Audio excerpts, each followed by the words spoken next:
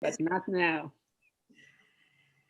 So, I mean, how long should we wait? People are still coming in. Well, is Yaqub here and is Saba here? Yes, Sabah, Yaqub, and Raza, all three are here. Okay. I mean, or we can start and people can keep coming in. Whatever you want to do. I just, I think we should start. It's already 8. I see what it is. Saba doesn't have her picture up. That's why I didn't see it. Yeah, she's here. I think we should start. Sure. Okay. Mansoor? Yes, madam, go ahead, madam. Okay, ji. On behalf of PIDE and Dr. Nadeem ul Haq, who couldn't be here with us today, something urgent came up. I welcome you all to the launch of the latest book by Dr. Anita Wise titled Countering Violent Extremism in Pakistan. The last decade, I think, is a decade which we all would like to forget. It's a decade that saw thousands of casualties, both civilian and military, in Pakistan. It probably affected our psychology forever. Many believe that military solutions are not exactly the lasting solutions, and the lasting solutions lie elsewhere. And this is what makes this book very important. We have a great panel of discussants with us. Dr. Sabah Gul Khattak, a political scientist, Dr. Yaqub Khan Bangash, a historian, and Mr. Raza Rumi, a policy analyst. And before I hand over the mic to Dr. Wise, I would request Fahad Zulfikar to introduce her. Fahad, unmute yourself. Thank you so much, ma'am. Thank you so much. Dr. Anita Wise is a professor of international studies at the University of Oregon, where she has been teaching since 1988. She is a doctorate in sociology from UC Berkeley. Dr. Wise has written extensively on social development, gender issues, and political Islam in Pakistan. She's also a member of the editorial board of Globalizations, as well as a number of journals from Pakistan. She's also a member of the research advisory board of the Pakistan National Commission on the Status of Women, and has been trainer and vice president of the American Institute of Pakistan Studies. She was also a distinguished speaker at the PSDE annual meeting in 2002. Dr. Wise has written a number of books based on her areas of academic interest, which include Interpreting Islam, Modernity and Women's Rights in Pakistan, Walls Within Walls, Life Histories of Working Women in the Old City of Lahore, Development Challenges Confronting Pakistan with Dr. Sabah Gul Khattak, who is also one of the discussants for the book today. Pathways to Power, the Domestic Politics of South Asia and Culture, Class and Development in Pakistan, the Emergence of Industrial Bourgeois in Pakistan. Her new book, Countering Violent Extremism in Pakistan, Local Actions, Local Voices, is the result of an extensive fieldwork conducted from 2016 to 2019 in various locales and sub-locales of Pakistan. A very big warm welcome to Dr. Wise. We are very honored to have you today, ma'am. Thank you.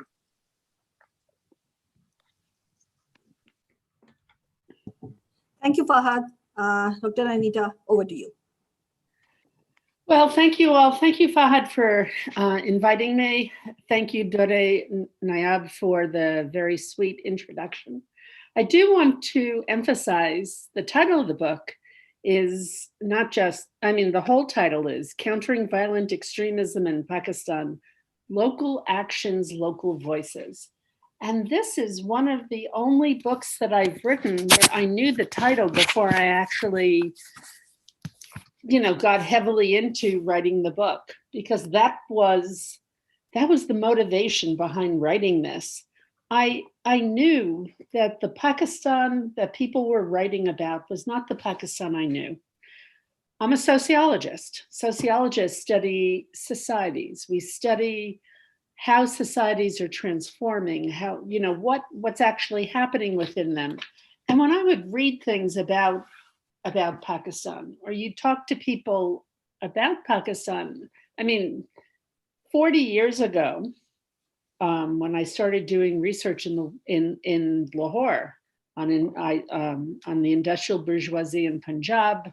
Later on, in 1987, I lived in the walled city where I was doing the research for my later book, Walls Within Walls, Life Histories of Working Women in the Old City of Lahore. all those times, I would say to people that I work on Pakistan, that I do research in Pakistan, and people would say, why? But for the last 20 years, 15 years, 20 years, I would say that I do research on Pakistan, and they would go, you do? As if it's like, wow. But that's the thing. There's not a lot of really good sociological analysis of what's happening in Pakistan, the social transformations, but the reality of Pakistan. As I wrote in the introduction, that what inspired me to write this was, on the one hand, the attack on the Army Public School in Peshawar in December 2014. But I also, what I found is, in doing this research, that so many people became involved in the work that they do because of the Army Public School attack as well.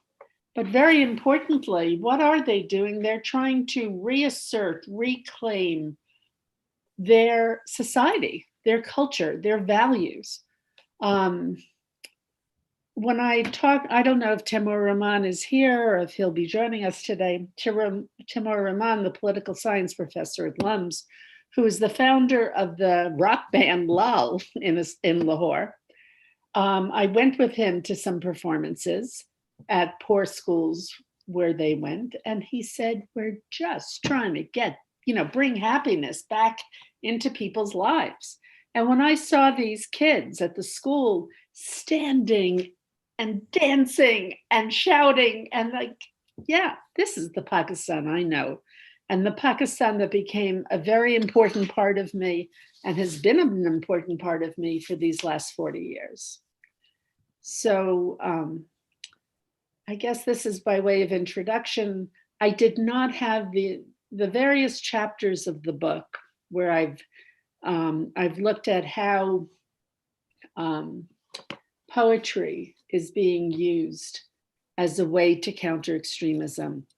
What I call in the book resistance poetry, and art and music and interactive theater, and religious leaders themselves taking a stand to counter extremism, new kinds of educational institutions, and then the kind of catch-all category of groups and individuals acting of the last chapter. I didn't have these categories laid out in advance. In fact, what I did, I had a few other categories I had assumed that I would write about. And then I also, but cut, pasted, interacted, mixed things up, because so many things, so many exciting things are happening throughout Pakistan as people are striving to reclaim their culture and their society and state. This is who we really are. So my intent in writing this book was to not only write a narrative of this is Pakistan, this is really Pakistan, but also to tell the world that this is really Pakistan. And I guess that's all I wanted to say by way of introductory comments. I'm open for questions or to hear what Saba, Reza, and Yaqub want to say.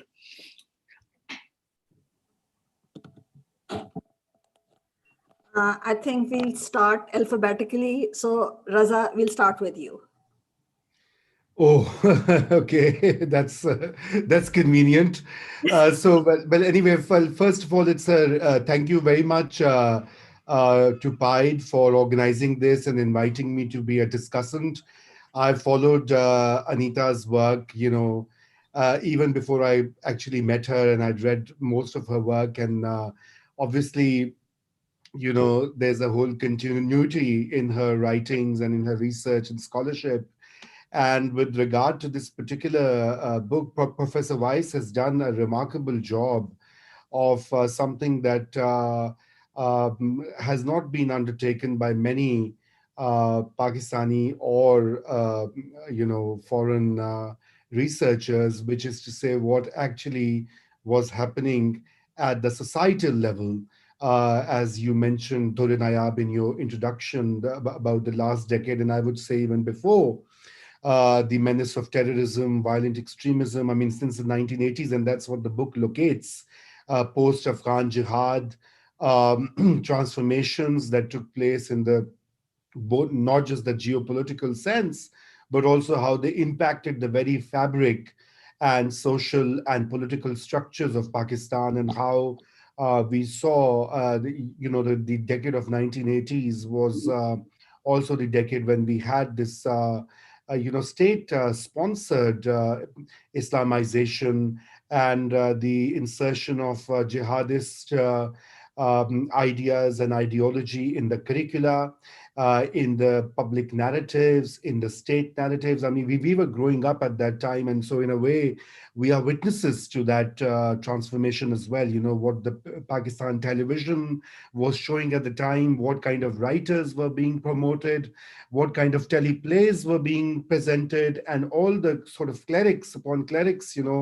with the really radical ideologies were being given this extraordinary space in the public domain. And obviously, what happened later, we can't completely blame it on the Cold War politics, although that was the major driver. But at the same time, what we undertook as a domestic project had some far-reaching consequences, and I think we are still trying to grapple with that. But I think while the state actually sort of woke up after the tragic incident at the Army Public School in Peshawar in late at the end of 2014 by enacting and formulating what is known as the National Action Plan in early 2015, supported by both the civil and military principles, but also by a vast majority of the Pakistani population.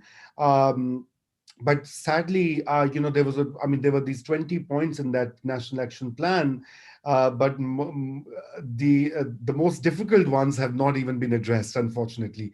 The easier, easier in the sense, the kinetic ones, quote unquote, or the military solutions, as Dore Nayab put it, were readily followed and have been consistently followed through. And I would definitely say that they've had their impact in many ways. They've also had some unintended consequences with, and we see the results of those emerging in the kind of social movements in the Northwest and in Karachi, where the excesses carried out not just by that particular war, but the war against terror as well, are now coming to haunt Pakistani society. But the story again, that meta narrative is that of the state, is the elite sort of narrative of what the US and what the Saudis and what the Soviets and what the Pakistani military and what the Pakistani state were doing. But what were the people doing? So in a way, Professor Weiss's book is a most valuable document of these responses, these responses by Pakistan's vibrant civil society that refuses to go away, that refuses to be suppressed and be silenced. The educationists, the poets, the writers, the musicians, and especially the younger people, which is most remarkable. You know, a lot of these movements, a lot of these initiatives that have been very meticulously documented by Dr. Weiss and analyzed as well and put into context are being led by young people. And that is what is so interesting, at the same time reassuring. And, the case studies vary from the Bacha Khan school's system in Khyber Pakhtunkhwa to the kind of musical groups, and more importantly, the poetries, the poetries in regional languages and national languages. And, as somebody who has been trying to write about this, often these were discoveries for me as well. What the Saraiki poets were writing, what the Pashto poets were composing while they were being droned or bombed or barricaded or stopped at checkpoints. And those are really insightful sort of records of the not just people's history, but also of a particularly important moment in Pakistan's history, and we still are located in that moment. And that is why I think, as a source of any historian, any future historian, and maybe Dr. Bangish will explain that further.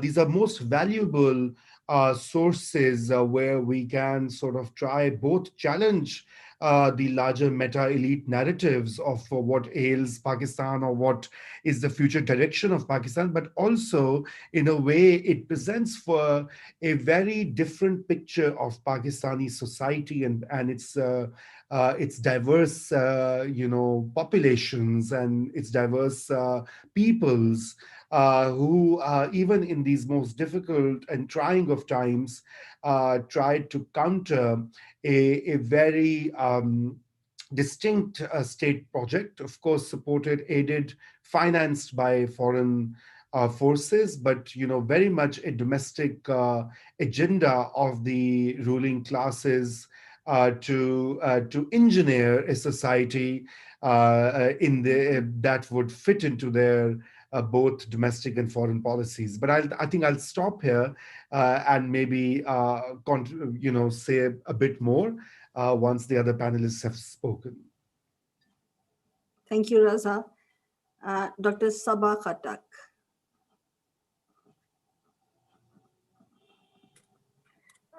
Thank you very much. So it's a pleasure to talk about Anita's book. Anita has been coming to Pakistan for 40 years, Anita. And as such, her knowledge about Pakistan's... 43 years. I'm so old now. 1st January 1978. Wow. Okay. So just a year before the Soviet invasion, or 2 years, whatever. Yeah, that was December 79. As such, 43 years, so obviously Anita knows Pakistan as well as any one of us know it. And her knowledge about Pakistan's culture, the issues people face, all of us face, whether it's identity or violence or political developments or the multiple coups we've had to undergo. Anita's familiar with that and has been sort of sometimes been here to witness the events as they have unfolded. Also, knowing Anita, I just thought I should sort of talk a little bit about you, Anita, that you've lived in villages in Pakistan because you have friends who were living in villages. You've lived, you've stayed with different people, whether in the Punjab or in Karachi or in Swat or in Sawabi, you name it. And so, yeah, and all the major cities, of course, are very much there. So in that sense, you're not really an outsider. You've known Pakistan, and in fact, recently I was looking at home-based workers, and I found myself going to Anita's work on home-based workers, her book on Walls Within Walls, Life Histories of Working Women in the Old City of Lahore, that she published in, when was it, Anita? 1990 something? The first edition came out in 1992, and then OUP republished it. OUP had a second edition that I modified and added to, and that was 2002. Yeah. So, and what was interesting was that I found Anita's insights in that book as valid today for home-based women workers as they were 30 years, almost 30 years ago. And, and that sort of brings me to her scholarship. Also, by the way, Anita, you've promised to show me the walled city of Lahore, so that shows how much of an insider you are. I haven't seen the walled city, and I'm looking forward to a guided tour from you. Um, but coming to this book, Countering Violent Extremism in Pakistan, local actions, local voices, because in a sense, you kept on discussing different chapters with me, so I feel like I already knew the book, but when I was reading it, actually, the finished volume, I felt I learned a lot from it. But before I go into the details, I just wanted to refer to an article that I don't know, somehow when I read it, it really touched my heart, and it's an article, a newspaper article that Farooq Suleria wrote many, many years ago. It's called Mandela's in Our Closets. And he wrote about Bacha Khan, saying that Bacha Khan spent about as many years in jails as did Mandela. He was equally a follower of Gandhi, believed in nonviolence. But he went on to name many other leaders in Pakistan. Among them, and many of you will not be familiar with their names, Mirza Ibrahim, who was a trade unionist, and who started off by participating in the Khilafat movement at the age of 16. He died in 1999 at the age of 94 and had been in jails, both British as well as Pakistani jails, for a quarter of his life. Similarly, Farooq has talked about Ghaus Bakhsh Bizenjo, G.M. Syed, Haider Bakhsh Jatoi, many others. And he writes about the fact that he ends his article by saying, we want Mandela's for others. We don't want to recognize our own.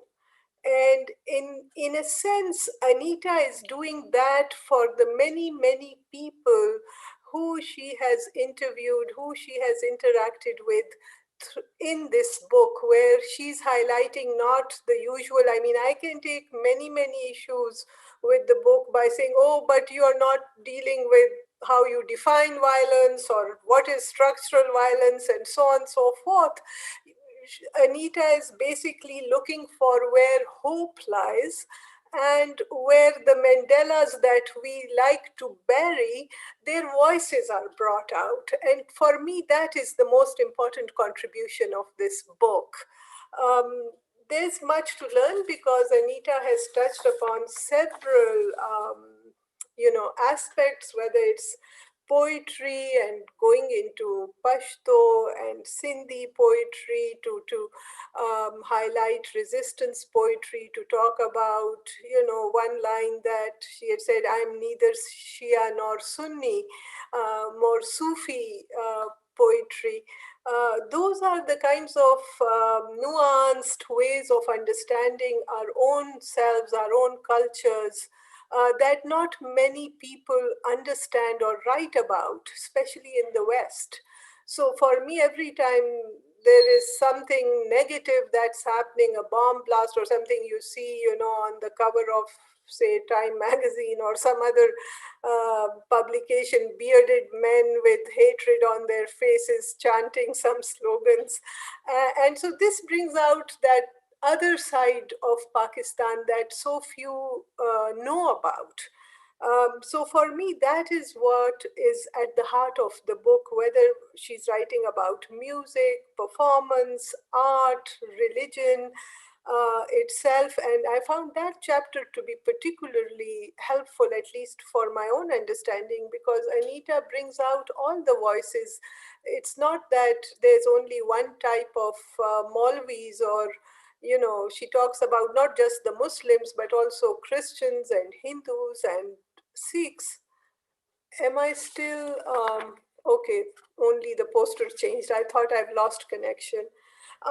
So in that sense, I felt like that was a very complex, lots of very complex ideas that Anita has made very readable for any student. who would be able to understand what it means to be a Pakistani with all its contradictions, with all its, complicated ways of looking at things.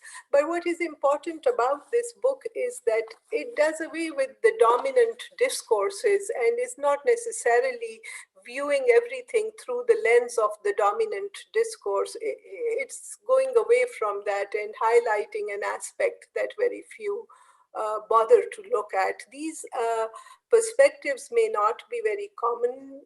They may not be, widely held perhaps, but they're very much there in our embedded in our social fabric. And that is what I think is very important about this book. Thank you very much. Thanks. Thank you, Saba. Before we move on, I probably should have commented on what Reza said, because now I'm forgetting what I wanted to say. But just two things about what Saba has said. The most challenging part of that was getting the Sindhi poetry translated. And I have to give a shout out to everybody. I mean, everybody who had helped me all over the province of Sindh, people who had helped me translate. And it was a little less challenging because I have so many dear Pakhtun, Pashto speaking friends who, including Zainab Adnan, who did a lot of the translation of the Pashto poetry, but the Sindhi poetry was challenging. The other thing also is that I didn't set out saying I'm going to only write about Sindhi and Pashto poetry. I started out looking at Punjabi and Urdu and all, but it was a decision that I made when I realized that what was binding these two together was really the sense of resistance. Hafiz Nizamani in Sindh really captured that sense of resistance. And I hope you can all read that section that Saba was referring to. I mean, he is the contemporary manifestation of Sachal Sarmast, the poet who lived 400 years ago. But I think both Reza and Saba really captured my motivation for writing the book and really what it's about. I mean, that's why I said it's the local actions and the local voices that animated me, that excited me and still excite me. I mean, the reason I have this virtual background today, this is a Sufi shrine in Southwest Sindh, because I like to use Pakistani photographs, virtual backgrounds, because they make me feel that I'm not isolated and in lockdown in Eugene, Oregon, and I will be returning to Pakistan at some time. But anyhow, Yaqub, I'd love to hear your thoughts.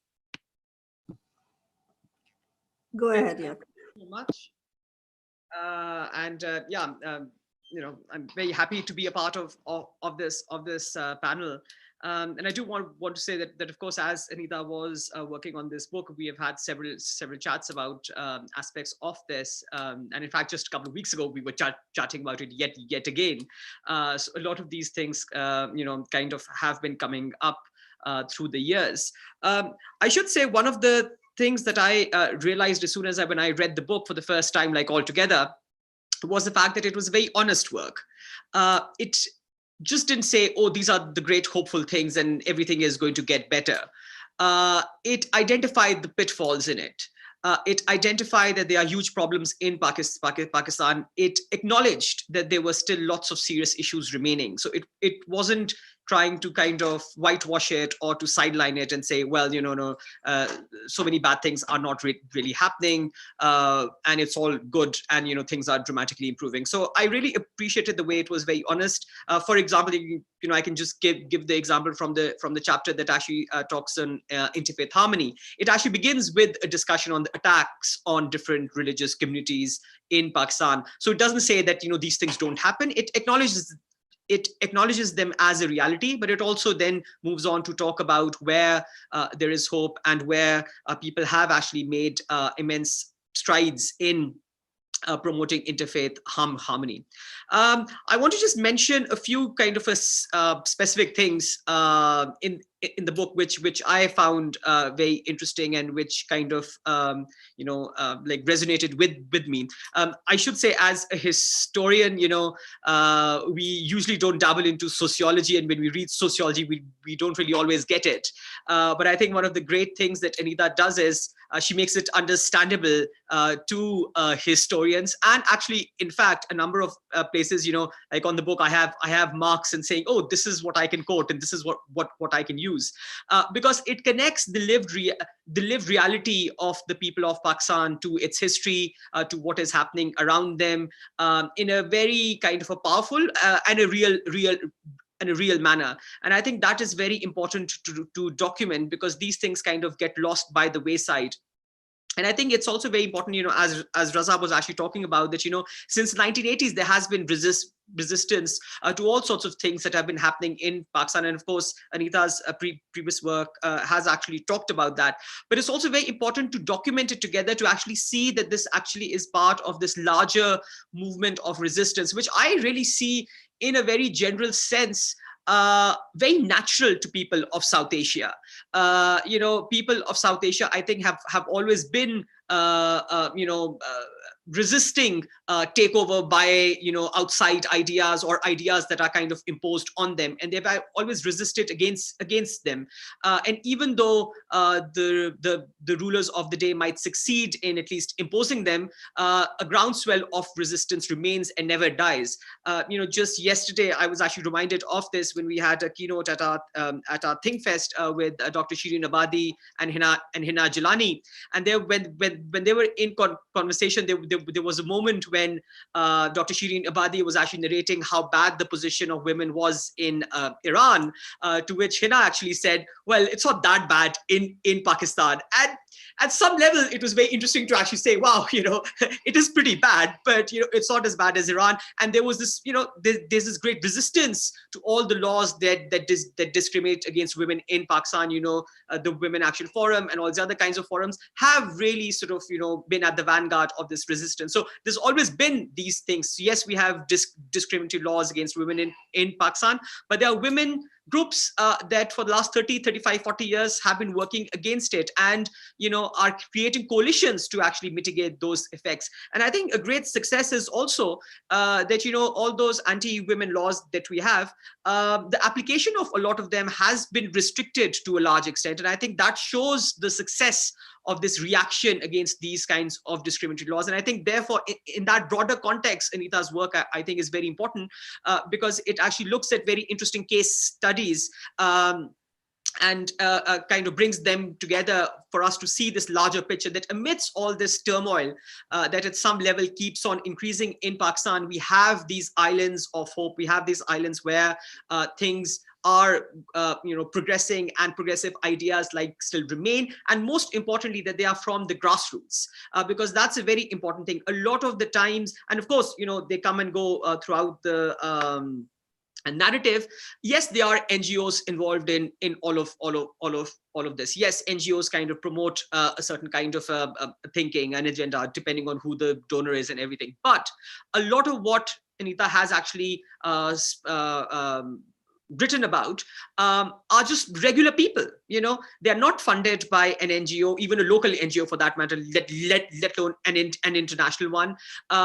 Most of the time, we haven't even heard their names much, till Anita now has brought them together. So these are really sort of very basic, local, as the title itself says, these are local responses, which are actually not touched by any kind of even a national agenda, let alone an international agenda. It's just a local response to what is happening at that time. And I really find that beautiful, because that is something that I think distinguishes Pakistan and and South Asia for that matter. We see that in India too, and in Bangladesh and in Sri Lanka, that South Asians are of a particular type as people, and they respond to things in a particular way, and they don't kind of take things lying down. And that continuous response, I think, is really important. And I really want to kind of underline it twice, because a lot of the times Pakistanis try to act as if they are Middle Easterns, they're Arabs.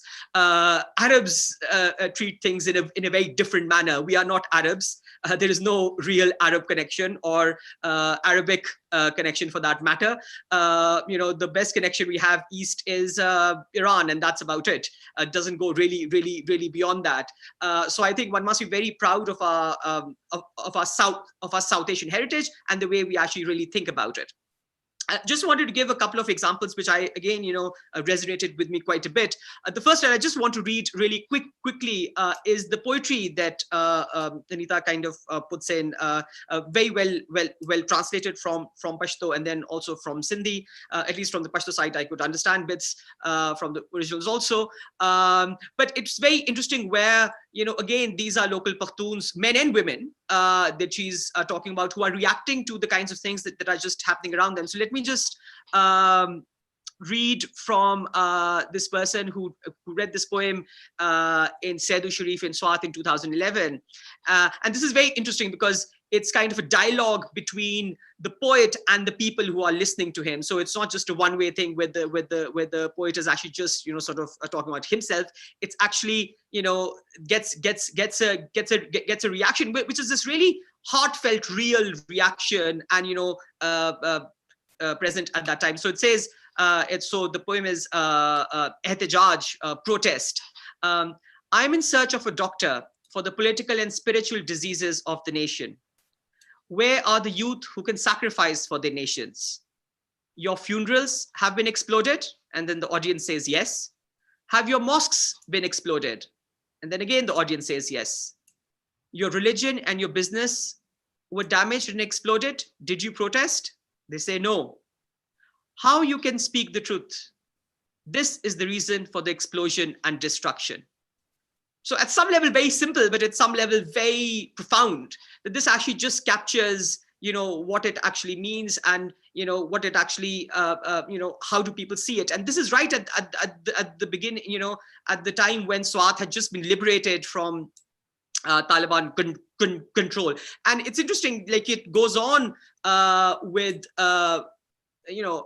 images of history, images of how, the Pakhtuns dealt with these things. And it was very interesting that it goes on to say, where is Pir Rohan and Bacha Khan? You do not have the qualities of your forefathers. Is the nation fed up with the people like the Mughals? Yes, they respond. Has every black face become a master or not? Yes.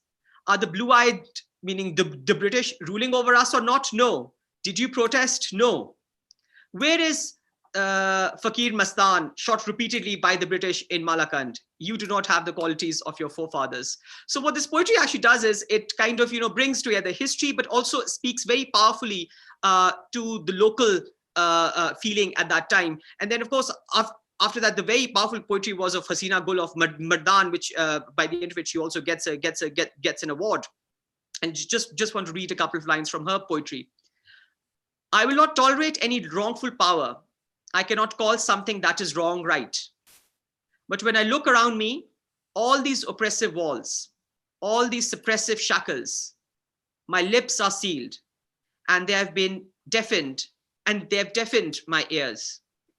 The oppressive society's eyes bore into me and they swipe at my neck with their claws, trying to silence me so that no one may find out about my plight. They want me to listen to them and obey them, but never complain or question. I wish I could gouge their eyes out and break their suppressing claws, but to no avail. They keep coming for me, tormenting me. They bind my hands and my feet, and they justify it by telling me where I'll go and to whom I'll go. I look around me, and there is no one I can turn to. I haven't a home, so I bow my head and poison myself because I refuse to call what is wrong right. Sometimes I resist, sometimes I bite my tongue. one can perhaps, write a whole paper just on this, like, short extract from her poem, where she's dealt with not only a patriarchal society, to religion for that matter, if I die, where will I end up being? And then the real, helplessness of the human state that she mentions towards the end of it, but also a deep sense of resistance that, I will not call what is wrong right. And that's repeated again and again in her poetry. And these are the real voices which really, are from the heart of, our society. And I think, this, when I was again reading this, it reminded me of the great floods we had nearly a decade ago now, when all of a sudden, like, the urban Pakistanis began to realize that a lot of Pakistan is still rural.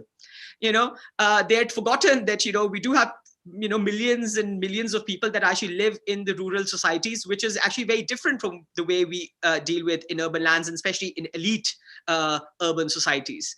And that's the voice that we have been kind of missing. So, through Anita's travels, through actually, I was actually telling her a couple of days ago that my favorite shrine is Sachal Sarma. So I love the fact that there's a lot of quotation of him, and that was the shrine, where I went last year. Was the only shrine that I went to in Sindh where you actually could see Hindus, Muslims, men, women, everyone mingle, and there was no distinction. And how calm it was, and how normal it was. I actually lost a couple of my friends in the morning Qawwali there, because they just kind of just wandered away for about an hour and a half, including the one who was complaining about that we will get late. So that's the lived reality which actually kept this place together. And these are the resistance kind of movements that are really kind of coming up. So I really think that's a very important thing that Anita has touched upon. Just quickly, and I know I've spent a lot of time on these things, just want to mention like two other things which I think are really, really important. Well, three perhaps actually. One is her discussion of Taimur's Lal Band. Now that I find really fascinating, because of course, and I hope that Taimur is here and can actually talk more about it. But the way I see it is, I actually see it as a very integral part of his great mission to actually bring change into Pakistani society. Of course, he's a trade unionist and he works with the Kisan Party and everything. But in some ways, actually, the change that he's bringing through is, of course, through political mobilization too. But this, at least to me, has had a greater impact.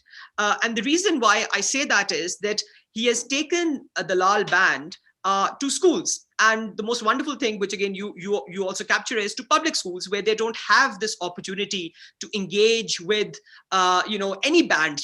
For a small school, public school that barely makes its ends meet, where the teachers it probably doesn't even have functioning glues or something. You've got this band coming in and playing, and really kind of involving all the kids in it. And those wonderful videos with all the kids kind of dancing and jumping up and down really gives one hope that, at least in this very tense environment, and the last 20 years, I always remind a lot of my students now that they've grown up in a generation where they've seen barricades, where they've seen metal detectors and heightened security. I remember, I'm not that old, but I remember a time when you could just walk in anywhere and there was no security and nothing. And all of this terrorism has changed the ground reality.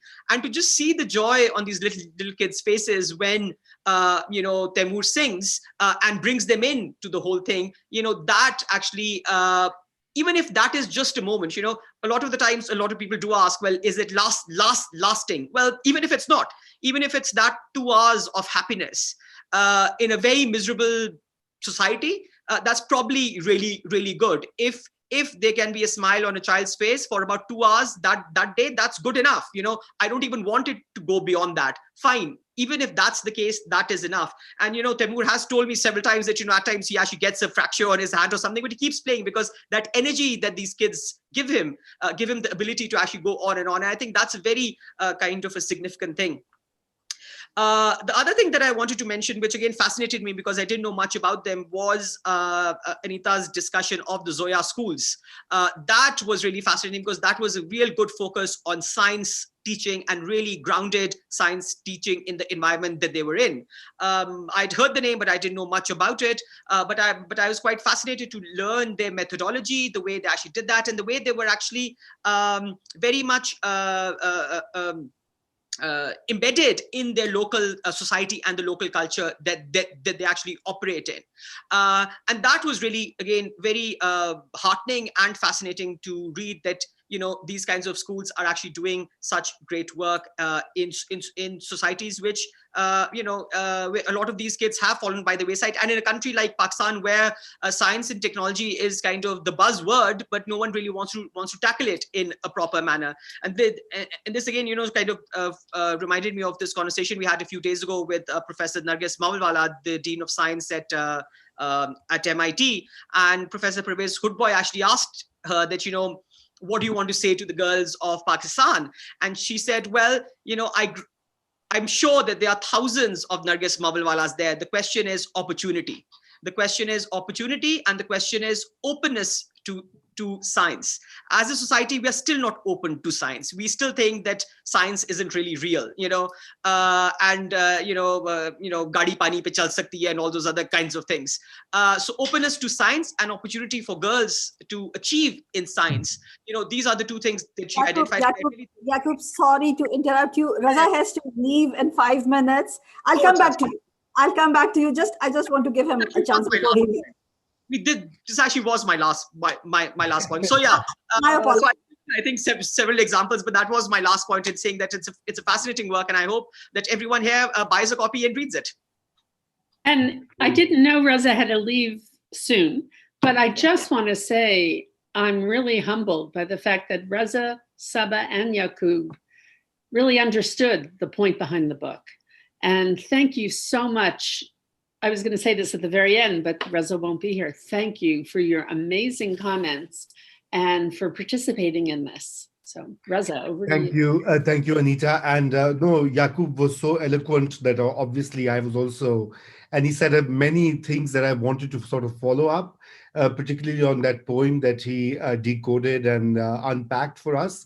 But I think and I'm sorry I have to leave early because, you know, this Zoom age means that people know that you don't have travel time, so you have to switch from meeting to meeting. So I have another one in a few minutes. But I just want to also add, I think there are 3 points that I want to make. And I think the first one is that, you know, by all means, Dr. Weiss's work and very, scrupulous research at the ground level, like a sharp anthropologist, you know, she has collected the stories, but there are many areas and questions that she has raised and opened up which require further investigation and more research. And I think I really hope that scholars within Pakistan, you know, at PIDE and at ITU, where Yaqub teaches, and others would pick up on some of those themes, whether it is poetry or theater or science education, as Yaqub mentioned. So I think it sets a framework, it sets a useful framework, and there are things within the book where I wanted to know more. So about Zoya schools, for example, I did not know much.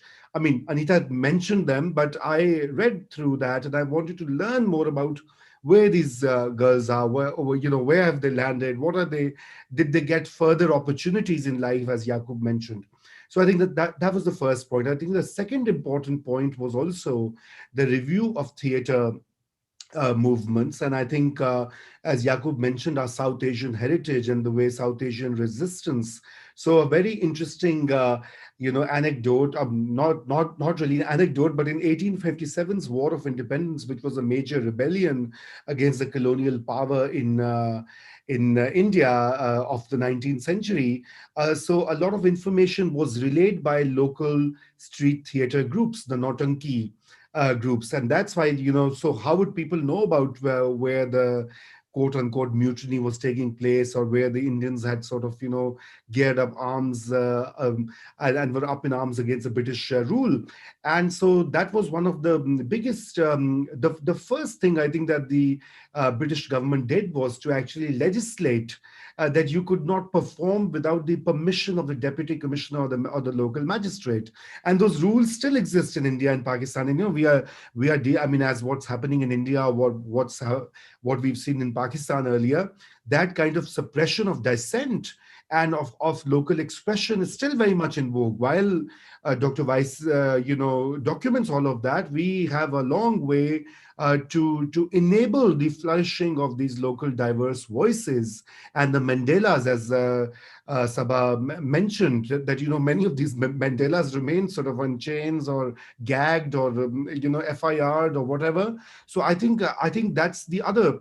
And I think the third important point that I wanted to talk about, in a way, while the book says it's about countering the violent extremist ideas and about the local voices, but I think in a way it also opens up the debate, the unresolved debate on Pakistani identity, the ultimate sort of challenge by these local voices, by these voices and movements from below to these larger supranational, one country, one language, one religion movement, and identity. And so you read through these narratives and you find that there are multiple ways to be a Pakistani. There are multiple definitions and multiple sort of identities. And I think that's the great contribution of this book. And once again, I think that, because this is such an important work, it really needs to be, taken forward and researched more.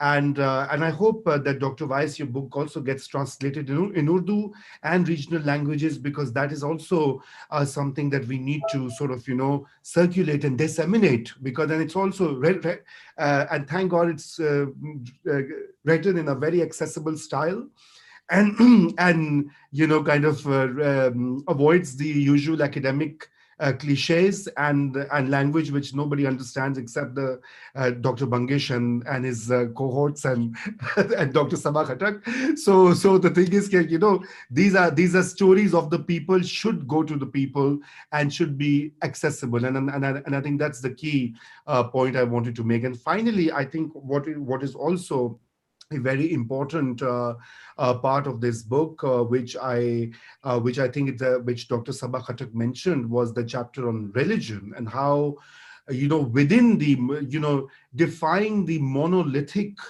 understanding of Islam and Islamic identity within Pakistan. Even there's so much contest, there's so much diversity that we often suppress that. And, in fact, that diversity has turned into a form of violence, a form of, leveraging those differences and turning them into violent narratives against different sects or groups or people or individuals.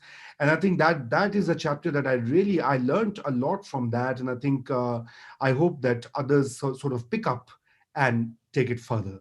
So with that, thank you so much for inviting me, Dure Nayab and Dr. Anita. Once again, congratulations. And I hope this book is bought by all of those who are present and read and disseminated. Well, I just wanted to add, though, thank you so much, Reza. Again, you got it. You understood what motivated me. But I hope you and others here could also write some reviews of it, because if I was in Pakistan, I would be giving a lot of talks and all, but the pandemic has really locked me down here in Oregon.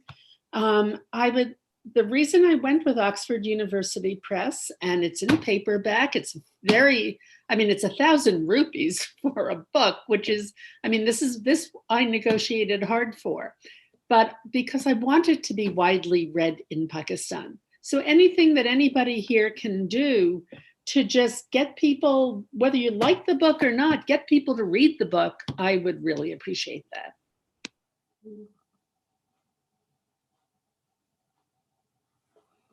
Thank you, Raza.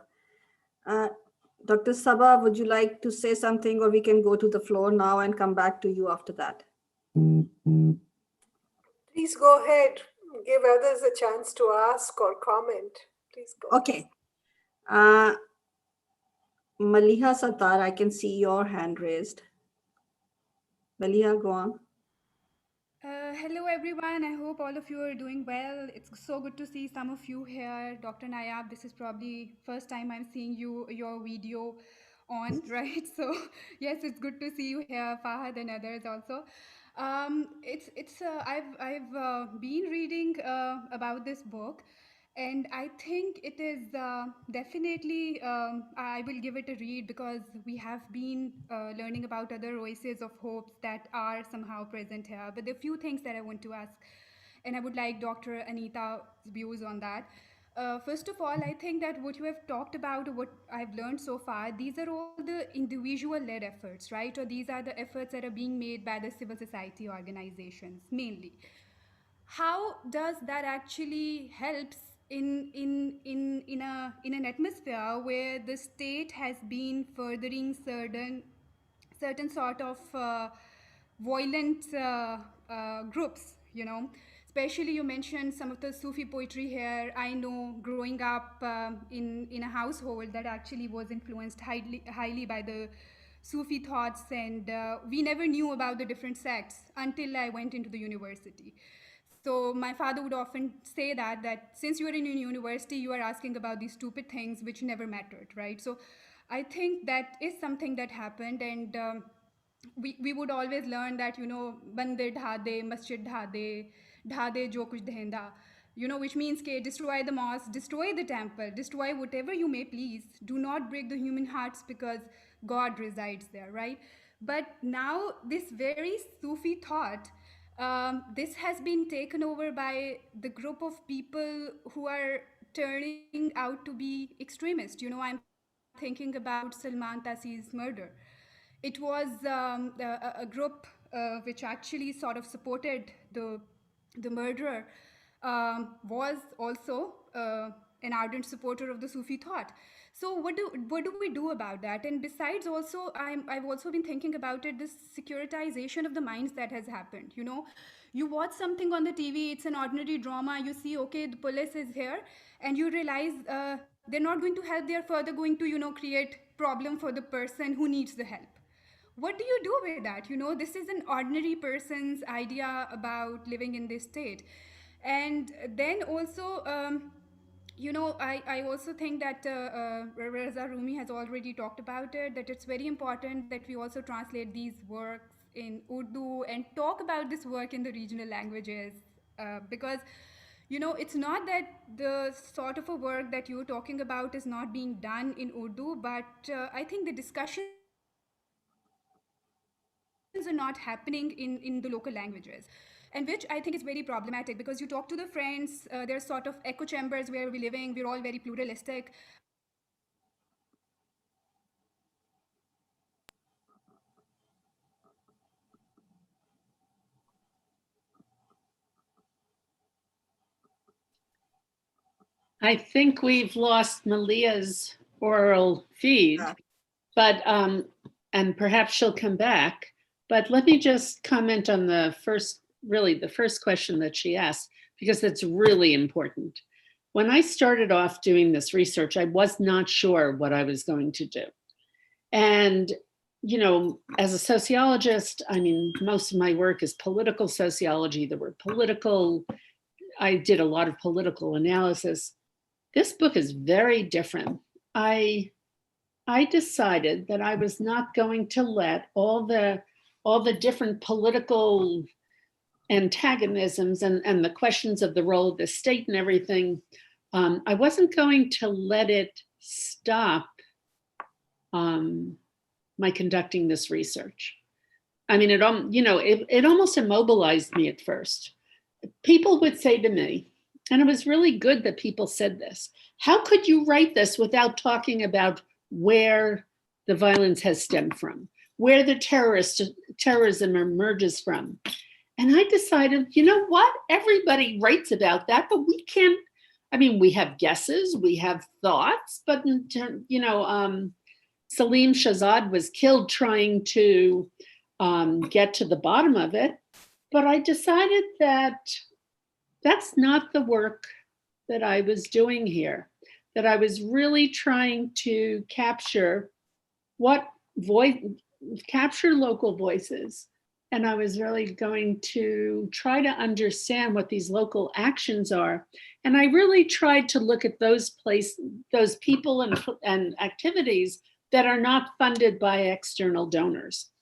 The only discussion of the state at all that I've included was in the very first chapter, and that was really for presumably people outside of Pakistan who don't know the history both of extremism and the military response, but there's a lot of people within Pakistan who probably don't know that. And then the other thing is I did not write about any political parties at all. I wrote about a social movement, kind of stuck and hidden in the last chapter, but I wrote about the Pakhtun Tahaffuz movement more as a response like the Black Lives Matter movement in the United States.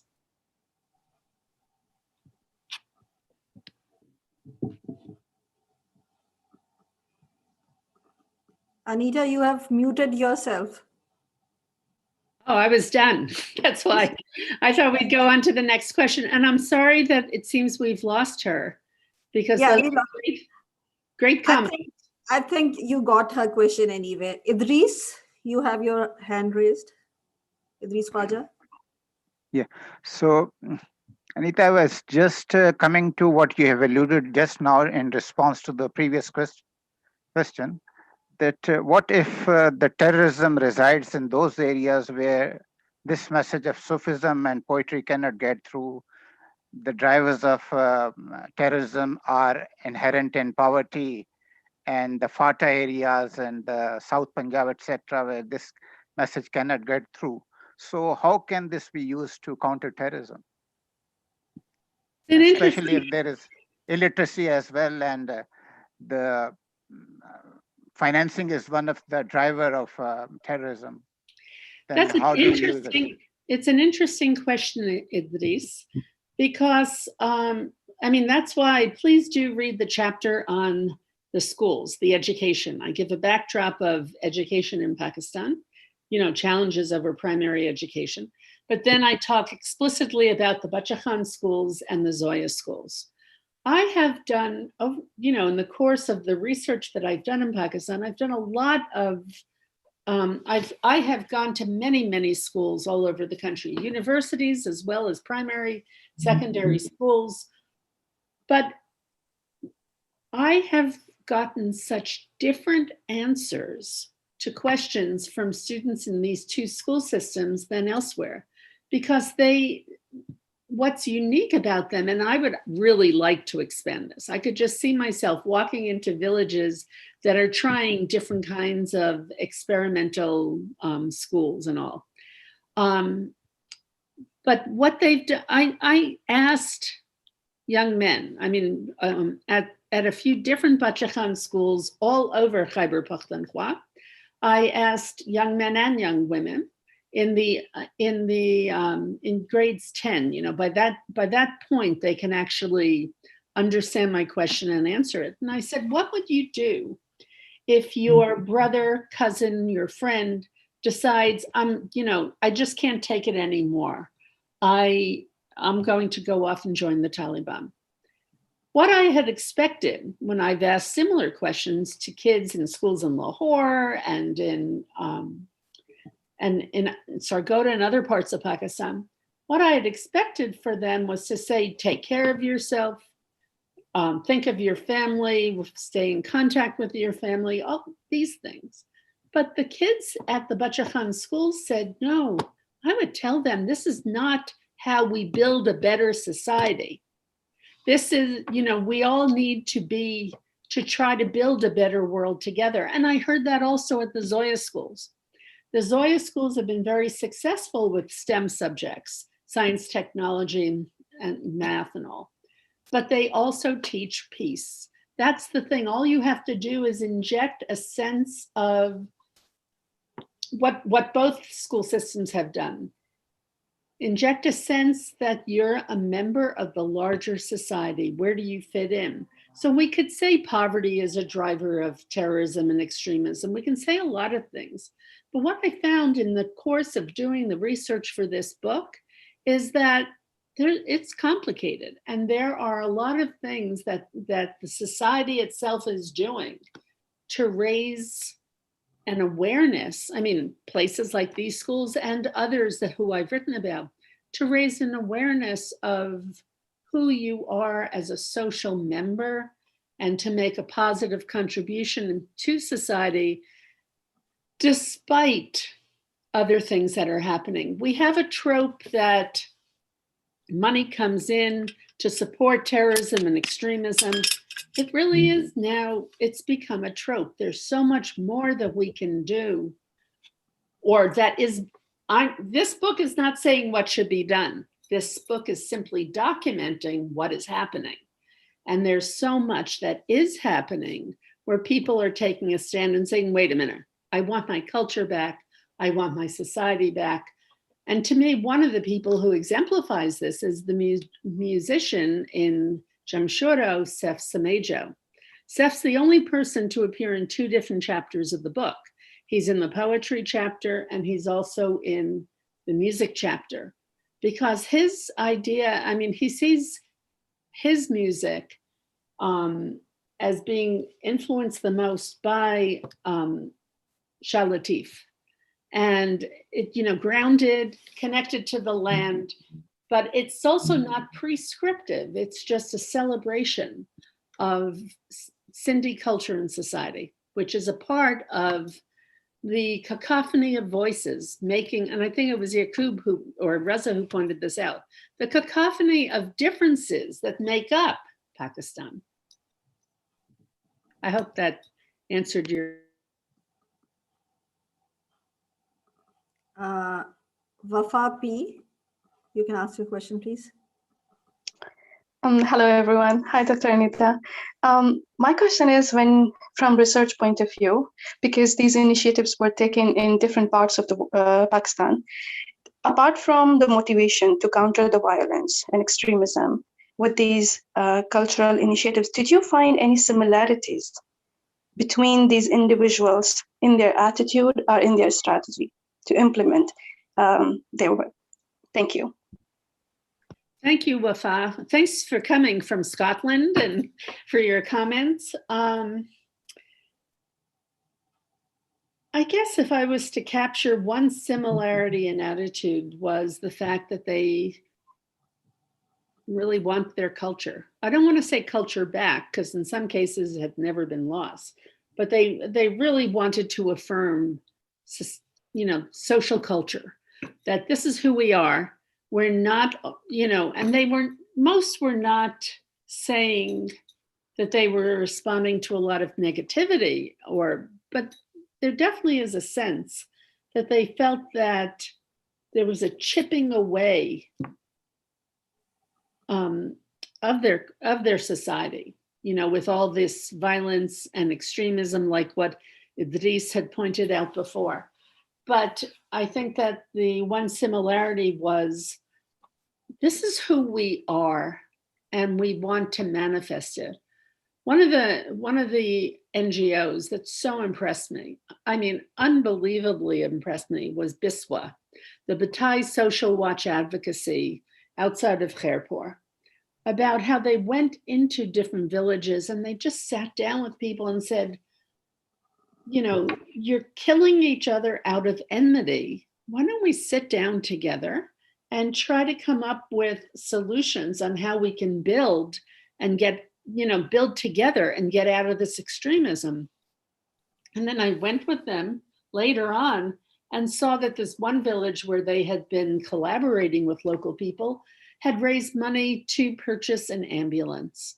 What more solid, substantive result can you see trying to get past the extremism? So instead of people having to use their money to get their relatives out of jail, now they were all able together to collaborate and raise funds so that in medical emergencies from all communities, they could get people to hospitals in Khairpur, a couple hours away. I hope that's a good example for this. Raja Rafi? Rafi? Rafi, unmute yourself. Can you guys hear me now? Yeah. Yeah, so I have a quick question. So first of all, before I ask my question or more or less a comment, I would like to say that I've not read Anita's book in its entirety. So whatever I say has to be taken with a pinch of salt, maybe a tablespoon of it. So quickly, some of the speakers in the webinar stressed upon, and quite rightly so, that Sufism as a at the sect of Islam is something that is more tolerant, and they were talking about on similar lines. They were making comments. I agree with that to a certain extent, but I also think, and this is my question at large, that whenever extremism is discussed, this concept of Sufi Islam is brought by many people and into the discussion, and I feel it's more or less an apologist point of view, because there are other forms of Islam too, and that have been really prevalent in Pakistan, that are more hardcore, and unless and until we recognize that those are prevalent in our society, we cannot resist the issue at hand and go about addressing it. So it is more like a comment, but it also has an attached question to it. So this is my 2 cents. Yeah, well, thank you. Well, I do hope you get to read the whole book, because, for example, Dr. Kiblayaz, who is the chairperson of the Council of Islamic Ideology, I had countless conversations with him. I first met him in Peshawar, when he was teaching at the University of Peshawar, and then in the course of my research, he was invited to become the chairperson of the Council of Islamic Ideology. So that everything I worked on with him, even to the Christmas cake cutting ceremony that he held within the Council of Islamic Ideology, that really had an impact on everybody who had participated in that event. And I should say that as the event was getting underway, he whispered to me, "You're the chief guest." And I was like, "What?" But it was like, I was so happy to see religious leaders from throughout Pakistan, from different religions, from different sects, all represented at this meeting. And they were all saying how happy they were to be there. And then they turned to me and said, "Do you have any comments?" And I looked at everybody and said, "I know how happy you are to be here.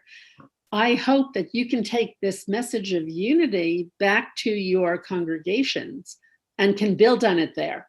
So that's one thing. I mean, the poetry we talked about, and some of it, like even the cover of the book and these virtual backgrounds, you can't see it there. The cover of the book with Shima Kermani and women, and accompanied with women from the Women's Action Forum in Hyderabad. I mean, what a power, I thought, the reason I selected that for the cover, what a powerful action of defiance against the extremists. Right after the Sufi shrine of Shabazz Qalandar was bombed in Salwan, and they went there to perform the Damal as an act of defiance. That's one thing about Sufism. But then the whole chapter on religion looks at what religious leaders themselves have been doing to unify, to be able to organize, to counter extremism, and to communicate with their religious communities. I also have a sizable section of that chapter on Christians and Christian responses to what is happening. So yes, in this webinar, we've been talking more about Sufism, but I actually do cover a lot of other issues within religion. I mean, it is covering a lot in the book, which is why I cut out a whole lot of other things I could have included. I had thought I would include more on press coverage in Pakistan and a few other issues. But I felt that this, as a work, try to capture it. I should say that my use of the term extremism really came from some guidance I got from Khadim Hussein, who I thought would be joining us. He's the executive director of the Bacha Khan schools. And he said, we don't call them terrorists, we call them extremists. And I agree with that sentiment because, one person's terrorist is another person's freedom fighter. And I don't even know what the word terrorist means anymore, but I know what the word extremist means. And someone who uses violence and goes to extremes. So anyhow, on to the next comment, or Yaqub. One final question from the floor before we turn back to Sabah and Yaqub. Fahad? Yeah, thank you so much. Dr. Anita, I'm interested in knowing the dimension of community-driven development, because in the context of Pakistan, the community development over the years, it is turning into a buzzword, losing out on the spirit of the third degree of participation. Even the more contemporary examples the scholarly debates say that they do not really imbibe the spirit of what the third degree of participation is all about. While reading through the chapters of the book, I strongly feel that most of the examples, actually all of it, if I'm not overstating it, those depict the true spirit of the third degree of participation. So do you think that all those instances, as you have pointed out about the examples of Christian community residing in the country as well, that they do not really need any feature of social engineering or any external forces to, kind of get the things done or to lay out their framework for social change? And do you think that those are the examples which will resonate for the different social movements across South Asia, be it Nari Poka movement or Chipko movement or those kind of movements? So do you think that the examples as explained in the chapters of the book really are speaking something on the third degree of participation?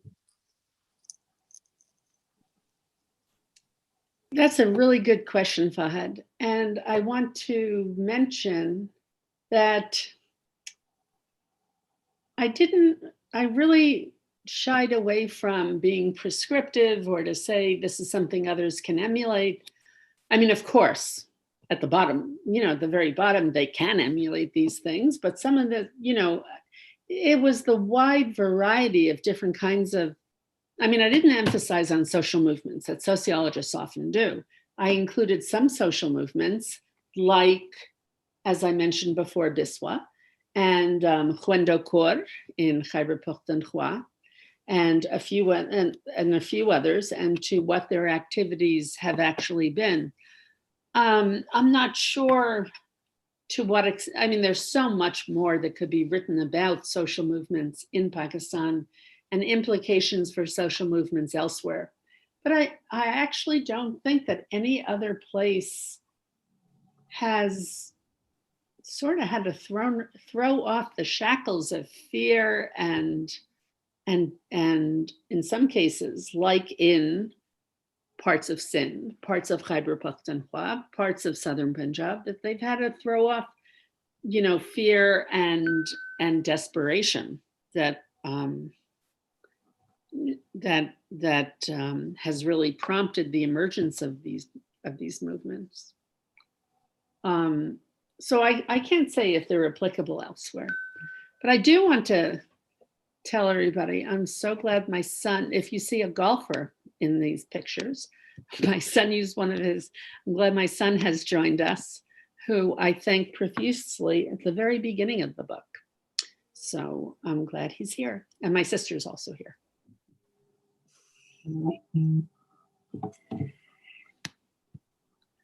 Sabah, would you like to say something before we give the mic back to Dr. Anita? I will just say that this has been a very rich discussion, and I agree that there are many issues that we could not elaborate on, especially the question on Sufism and how Actually, since Musharraf times, that became the apology. I'm very aware of that, but I think Anita has not used it in the apology context. She has only used it in the context of resistance poetry. And of course, there are many critiques of Sufism, and but this book is not about that. It is not focusing on Sufism. It's just that in our conversation that came up. So if that's giving the impression that this is an apology, it certainly is not. I just wanted to say that there are a very diverse array of initiatives from Orangi pilot project to, something in Fata along the length of Pakistan. And there are many other initiatives that many of us, when we go into for our field work, or even if when we go to our villages or wherever, we come across many voices of resistance. I've been to Sakhar, where women sort of insisted on the schools and took, the landlords had locked the rooms that they had supposedly donated for a school, and they unlocked them throughout his wheat or whatever, and said we want our teachers there, or other initiatives by the RSPs, the rural support programs in Pakistan, whether it's for sectarian harmony or other aspects. I mean, to me, all of it is very political when people decide that they have to do something about correcting something for their future, for their children, for themselves. So I think this is a book, and there are many other books that can follow up this book, and I hope Anita will continue to keep writing. And of course, there are some areas where things have not worked out that Anita, like was pointed out earlier by Yakub Bangish, that Anita has been very honest about it. She's pointed out where things have not worked out, some initiatives that could not sustain themselves, though they were started with the best of intentions. I think it's an ongoing project. There is no beginning and no end, and that is the way life is, especially here. But I think after the recent elections in the US, we find many more affinities there as well. I'll stop here. Thanks, Ava. There's one more question from the floor. Amir Durrani. Yeah, thank you very much, Nayab. That's very kind of you. And Dr. Weiss, what a pleasure listening to you today. I am an ex-World Banker. So basically, I would like to make sure that whatever I'm said, because a lot of the colleagues here who are going to listen to me and 7 years of reformation that I've gone through after having retired early from the World Bank, has not done me well, because no matter what I say, they say your opinion is the opinion of the West. But let me actually ask you a few questions.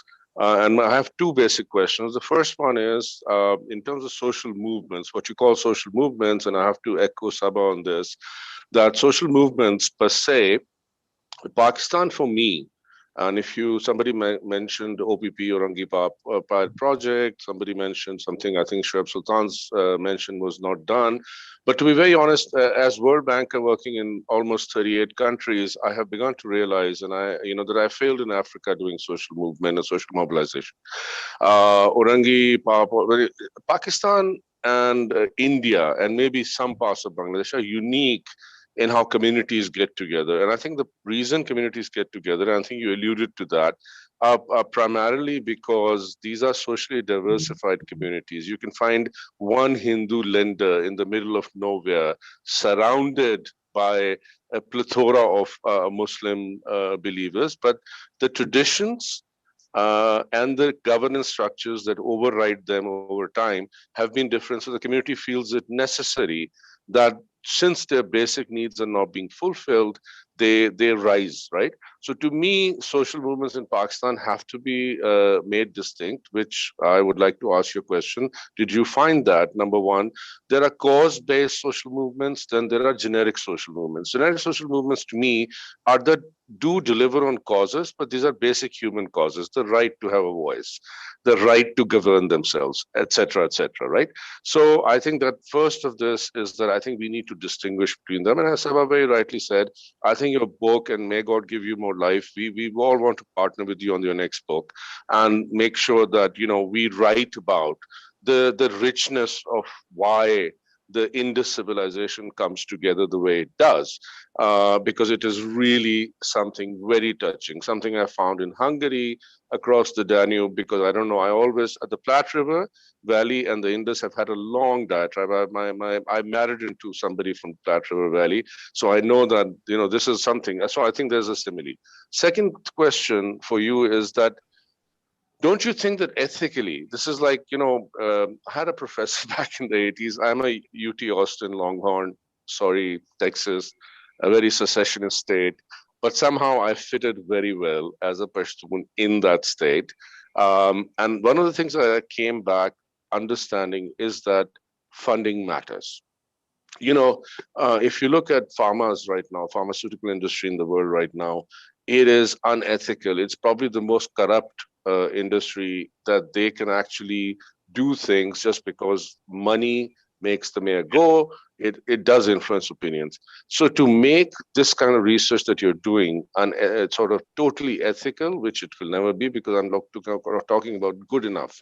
So for good enough, don't you think it's time that we raised money in Pakistan to do this kind of work and make sure that we do some kind of crowdsourcing to really take forward some of it? Because I do really believe that some of what you, despite your deep research, you were not born here, and I don't hold that against you.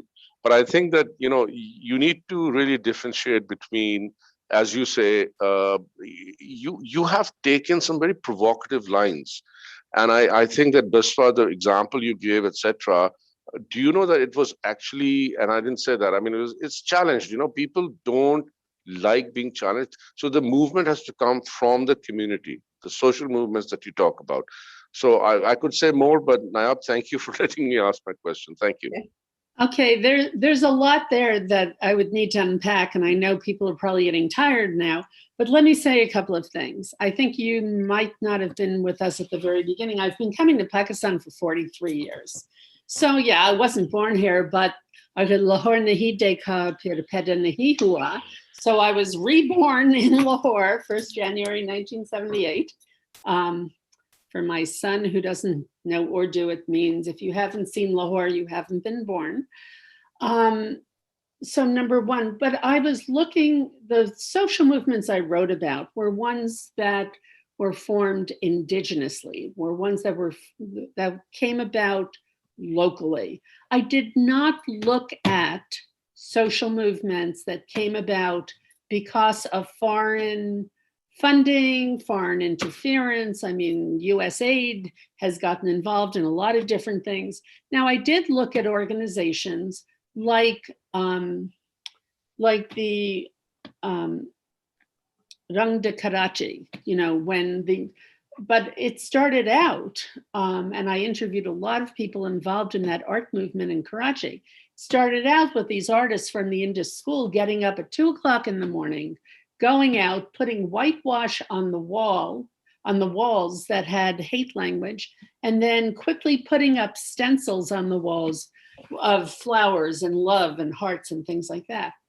Later on, much later on, years later, it started to receive funding from external sources, but they didn't get the funding initially. And so that's the kind of organization I was looking at. Secondly, I caught where you said that you had tried to start social movements in Africa. Well, that's the whole thing. They start from the ground up. Whether I was in Sargodha, I wrote about a movement in Sargodha also. I mean, one of the big things I remember talking with Moed Youssef, who was at the time was with the U.S. Institute for Peace, and he's now doing other things in Pakistan. But he said to me, "I don't know about this whole CVE thing. I don't think it can be effective." I said, "That's exactly it. I mean, like with Hegel, I'm turning it on its head, because you can't have external actors create programs to effectively counter violent extremism. But yet, and I don't want to say it has to come from within. No, what I'm saying is that there's so much going on about local people affirming who they are, what their society is. And that affirmation itself is I think, the single most effective way to counter extremism. My final comment is that the Zoya Public Schools. The Zoya schools were created by a man who had retired from the IMF.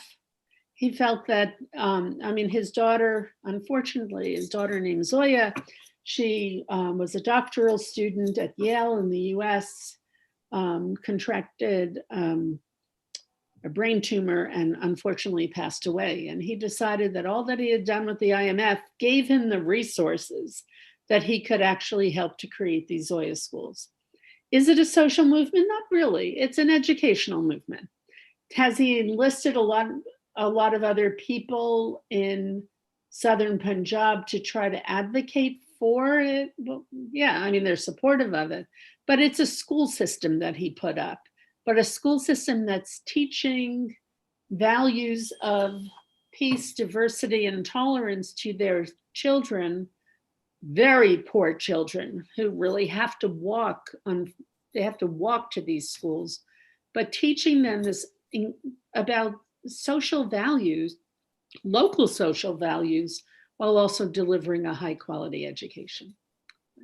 I think that captures it. Okay. Jakub, any final words? I think, well, a lot has been said, but it just from the last comment, it kind of sparked me into saying that I think it's very hard to sort of differentiate movements into saying that this is completely indigenous and this is like foreign sponsored or something, because of course things are inspired across the world. That's how ideas actually travel. And this whole kind of a thing between local and foreign, I at least for one react very badly to it, because I think that really makes no difference where you were born. It depends on how much you know about the place and how you know about the place. And I'll just give one fun example towards the end of it, because just perhaps to end on a interesting note, that in the late 1950s, a family friend of the Nehrus went up to Jawaharlal Nehru and asked him that they wanted their son to go up to Eton, to Harrow, as Nehru had gone. And Nehru said, "Oh no, don't send your son to Eton, because to Harrow, because when he'll come back, he'll not be well adjusted." And the parents looked very quizzically at the Prime Minister of India and said, "But sir, you went to Harrow and it's fine." And he said, "Well, yes, that's what I'm saying. I'm not well adjusted as yet either." So it's not that easy to say who is local and who's actually foreign, who's actually knows about what they're actually talking about. I think that's what we'll see through the books and through the actual work that they produce, which of course Anita has done to a very high level. The last thing that I just want to say here is that I think as Raza said, I just wanted to echo his words at the end, that this has opened new avenues of research, but also I think new avenues of contemplation, because yes, all these things are happening in Pakistan, which means that Pakistan isn't falling apart at the seams, but these things are happening to a large extent in India also, but India is kind of falling apart too, to a certain extent. And I think the question that remains, which is both an academic and yet also a very important policy question, is how do we amplify these things? How do we support these things as the civil society to actually take them forward and to create that kind of a lasting change that is needed for the society to actually regenerate itself? Just last week we had the launch of Bacha Khan's autobiography, and whatever Bacha Khan spoke about stood for 100 years down the line. It's exactly the same questions. You read about Bacha Khan in the 1920s when he set up those Azad schools. Those are the exact same questions right now that we are talking about. So the question is really how to deal with those issues that all these different people in different parts of Pakistan are dealing with this in this own way, but that's not enough. And I think, we need to then amplify this, support this further, and actually take this forward so that the narrative that's kind of was lost, so to speak, or went out of hand, because, some people can scream more than the others, is actually reset towards focus on these myriad of voices and faces that really speak from the heart. And I think that's my last word on it. Thank you. Thank you. That just really exemplified to me what was amazing about doing this research. I felt that I was, here I thought I'd been going to Pakistan for so long. I mean, the APS attack happened in December 2014. Summer of 2015, I spent in Islamabad and traveled a bit elsewhere, just trying to figure out what I wanted to write about, and went up some alleys that I ended up not writing about, like the rural support programs and some other things. But basically what I ended up doing was I discovered a Pakistan that I had not known anything about before. I hadn't heard of Sachal Sarmas previously. I didn't know the long history of Bacha Khan. I had spent most of my time, not all of it, but most of my time in Pakistan in Punjab. And Punjabis don't talk about Bacha Khan as the man who he was and his contributions that he did. So that was quite remarkable. I was fortunate. I applied for the support for my research mostly came from the Harry Frank Guggenheim Foundation that supports research on peace and peace-related initiatives. And the reason why I applied for that was because it's independent and there were no restrictions on where I could go. I mean, AIPS, the American Institute of Pakistan Studies, Fulbright, and others. You can do research in Lahore and Islamabad, and with special permission, Karachi. And that was like, no, that's not going. I want to go and immerse myself in the rest of Pakistan. And what I found is, and this was terrific. And as a university professor, what I found is if I gave talks at different universities and professional development seminars for doctoral students and junior faculty, I was always provided with a place to stay and vibrant conversation about who else in an area I should meet. So that really enabled me to travel around a lot of Pakistan. There were a number of people who helped me, supported me, who gave me insights and encouraged me to meet other people. I list them all in the acknowledgements. My initial plan had been to come to Pakistan. I would have been there already, and to present each person who I wrote about, and then a few other people with copies of the book. Well, again, I'm in lockdown in Eugene, Oregon, and I can't go anywhere for a while. So I'm grateful to Pied for pushing me. I mean, I wanted to do this in person, but I realize it's good that we're at least having the conversation virtually. So thank you, Fahad. We've been in communication about this for quite some time. And I'm really glad that we've done this. I'm very grateful to Pied. I'm sorry Nadeem was unable to join us. Nadeem, who I've known since his old IMF days. So I've known him for a really long time. And so this was great. And I hope that everybody here has been able to either get a copy of the book or borrow a copy of the book and share it however you can, so that people can see the amazing activities that are going on in Pakistan by local people to take a stand and say, this is who we are, and recapture their culture. And my book is also a celebration of those cultures. Thank you, Anita. I think there's nothing left to say. You've concluded everything.